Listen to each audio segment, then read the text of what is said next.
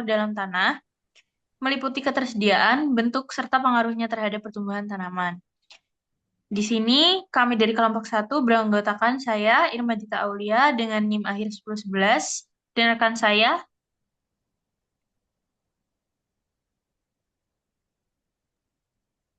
Saya Giovanni Dwi Septian dengan akhir 1027. Saya Asa dengan NIM akhir 1041. Saya Tarik Halil Aziz dengan NIM akhir 1043.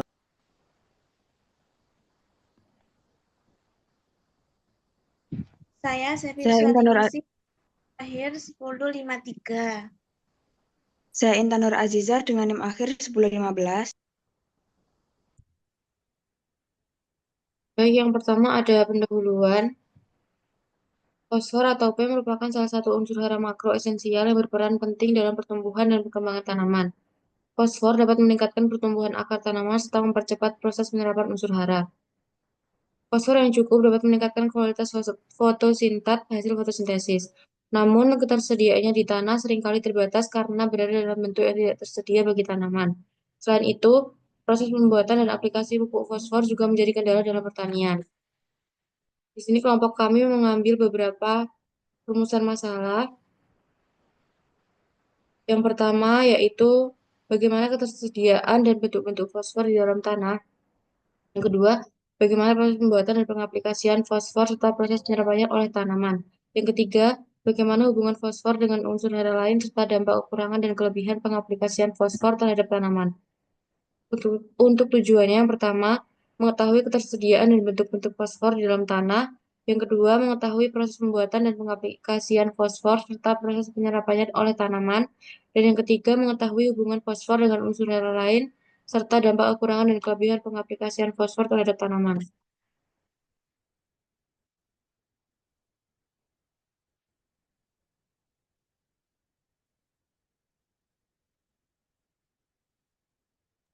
selanjutnya masuk ke pembahasan 2.1, ketersediaan dan bentuk-bentuk fosfor dalam tanah. Fosfor sebagai unsur hara makroesensial memegang peranan penting di dalam berbagai proses pertumbuhan tanaman.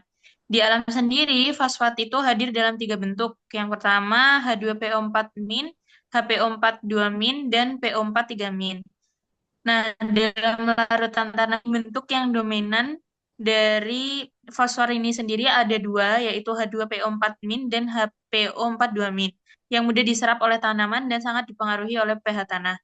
Fosfor di tanah ditemukan dalam dua bentuk utama. Yang pertama itu organik dan yang kedua itu adalah anorganik.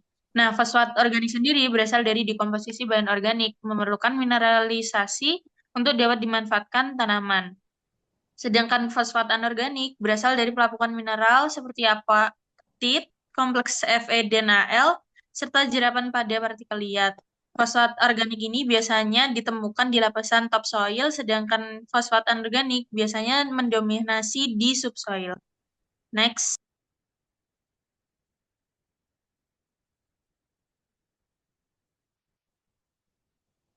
Yang selanjutnya yaitu interaksi fosfor dengan unsur hara lain. Yang pertama yaitu peran fosfor dalam proses fisiologis tanaman, seperti sintesis ATP, asam nukleat, dan pembentukan membran sel yang semuanya penting untuk pertumbuhan dan perkembangan tanaman. Yang kedua yaitu interaksi fosfor dengan unsur hara lain seperti nitrogen, kalium, kalsium, magnesium, dan sulfur, sehingga tanaman dapat menyerap nutrisi yang diperlukan secara optimal. Dan yang ketiga yaitu pengaruh pH tanah terhadap ketersediaan fosfor, di mana tanah asam di mana tanah asam mengikat fosfor dengan besi dan aluminium, sedangkan tanah basah ini mengikatnya dengan kalsium. Penambahan bahan organik dapat membantu meningkatkan ketersediaan fosfor bagi tanaman. Next.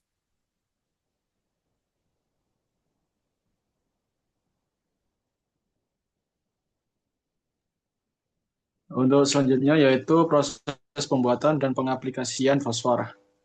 Penambangan mineral fosfat seperti batuan, di mana batuan ini kemudian diolah dengan asam sulfat dalam reaktor untuk menghasilkan superfosfat, di mana hasil dari reaksi antara batuan fosfat dan asam sulfat menghasilkan asam fosfat larut dan kalsium sulfat atau gipsum.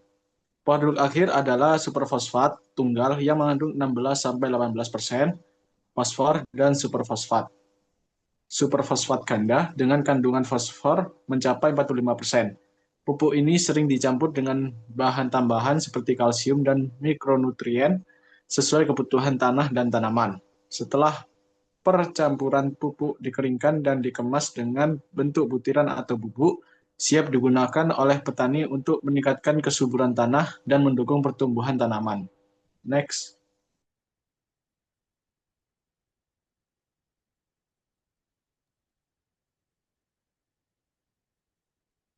Pengaplikasian fosfor.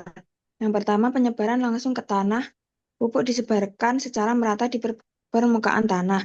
Yang kedua, pupuk tunggal atau lubang tanam pupuk ditaburkan langsung ke lubang tanam pada saat pembibitan. Ketiga, pemberian pupuk secara bersamaan dengan air irigasi, fetirigasi, pupuk dicampurkan dengan irigasi dan diberikan langsung melalui saluran irigasi. Keempat, pemberian pupuk pada saat tanaman berkembang dalam meningkatkan pembentukan akar, pembungaan, dan pembuahan. Pemberian pupuk dilakukan pada siklus pertumbuhan tanaman. Next.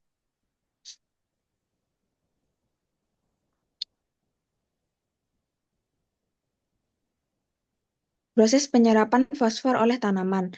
Penyerapan fosfor oleh tanaman dimulai dari pelepasan fosfor dalam tanah, baik dari sumber organik melalui dekomposisi mikroorganisme maupun dari sumber anorganik dalam bentuk ion H2PO4- dan HPO42-. Fosfor kemudian bergerak menuju akar melalui difusi dan aliran massa.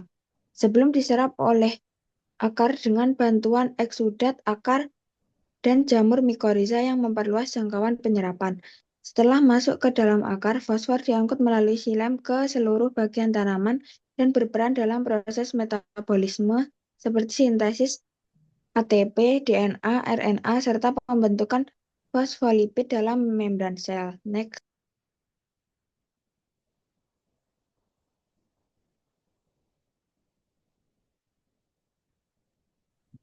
Selanjutnya yaitu ada dampak kekurangan dan kelebihan pengaplikasian fosfor terhadap tanaman. Pertama, kekurangan fosfor pada tanaman dapat menyebabkan pertumbuhan yang lambat, ukuran tanaman yang menjadi kecil, serta perkembangan akar terhambat. Dan itu, tepi daun, batang, dan cabang dapat berubah menjadi keunguan atau kemerahan sebelum akhirnya mengering dan menyebabkan penurunan produksi bunga dan buah pada tanaman.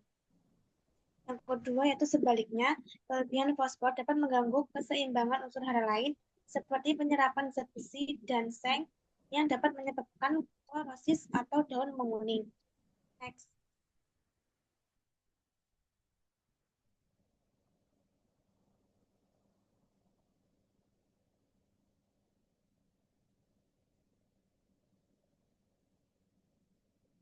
Yang selanjutnya yaitu kesimpulan.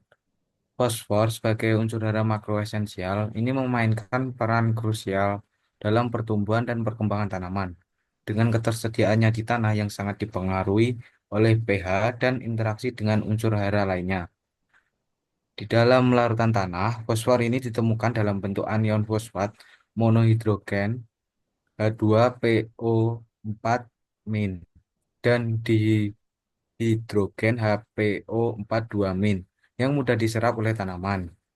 Pupuk fosfor yang dihasilkan melalui pengolahan batuan fosfat dengan asam sulfat diaplikasikan diaplikasikan melalui berbagai metode untuk meningkatkan ketersediaan fosfor bagi tanaman. Penyerapan fosfor oleh tanaman terjadi melalui difusi dan aliran massa, dibantu oleh eksudat akar dan mikoriza, dan sangat bergantung pada pH tanah yang optimal untuk menghindari fiksasi. Fosfor berinteraksi sinergis dengan unsur lain, mendukung berbagai proses metabolisme tanaman. Kekurangan fosfor menghambat pertumbuhan dan mengurangi produksi. Sementara kelebihannya yaitu dapat mengganggu keseimbangan hara lain. Pengelolaan fosfor yang tepat, termasuk pemilihan metode aplikasi pupuk dan pengendalian pH tanah, sangat penting untuk memastikan ketersediaan fosfor yang optimal bagi tanaman dan mendukung pertanian yang berkelanjutan. Oke, mungkin itu saja yang bisa kami dari kelompok satu sampaikan. Bila ada kurangnya kami mohon maaf, dan jika memungkinkan ada pertanyaan bisa dicantumkan di kolom